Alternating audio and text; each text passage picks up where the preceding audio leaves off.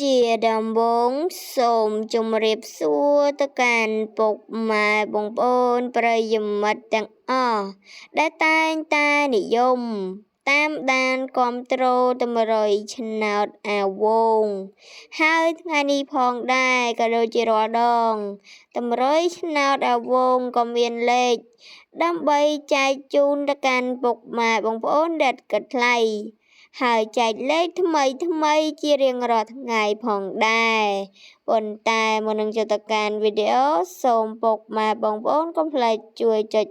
like ក៏ដូចជា subscribe ហើយនឹងដាក់សញ្ញារូបកណ្ដឹងដើម្បីទទួលបាននៅទៅ100ឆ្នោតអាវងសូមលេខឆ្នោតខ្ទង់10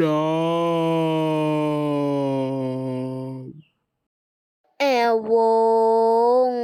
សូមលេខឆ្នោត30ក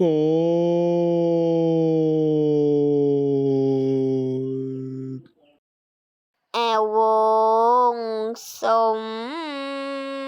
លេខឆ្នោ